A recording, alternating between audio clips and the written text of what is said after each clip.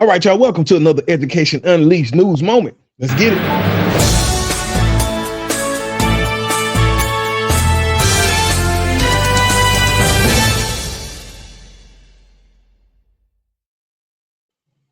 Ladies and gentlemen, boys and girls, educators and parents, everybody who's ever had to tell a teenager to sit down and be quiet.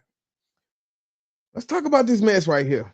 So tonight on this news moment, we have two high school students who are old enough to buy lottery tickets. That's right, y'all, 19 years old, who decided to put their hands on a substitute teacher.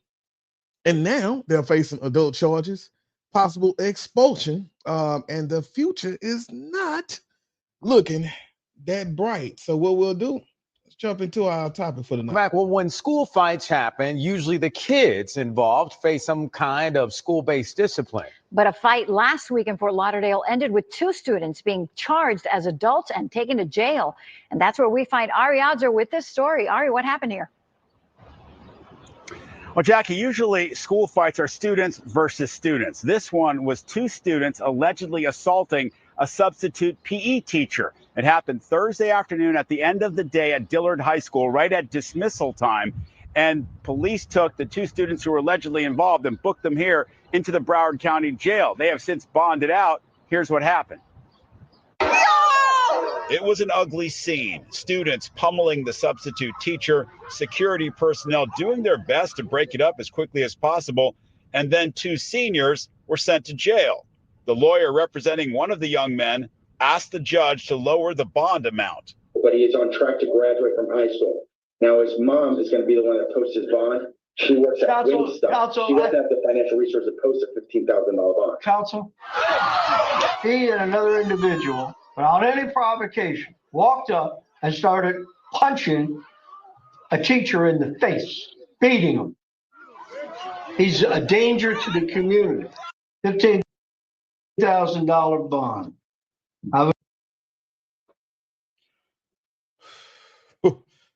So, at what point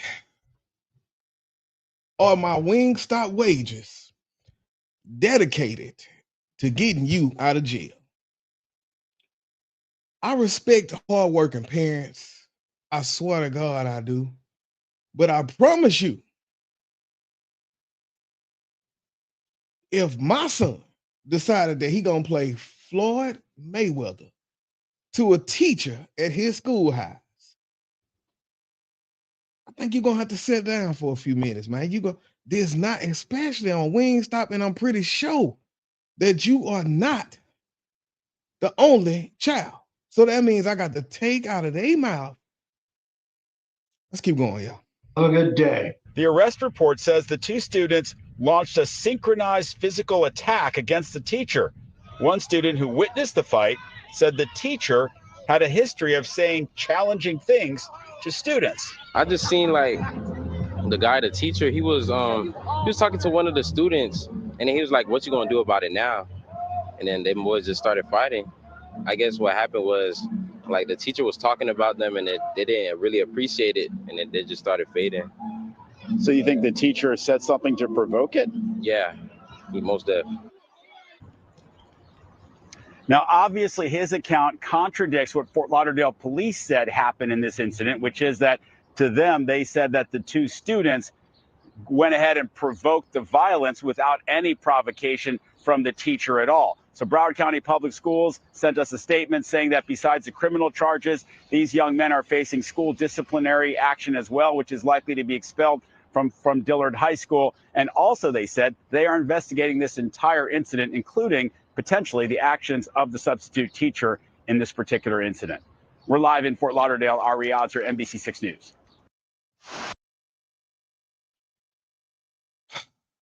All right, so let's break this down. I know we have some people saying, oh no, this teacher provokes kids all the time.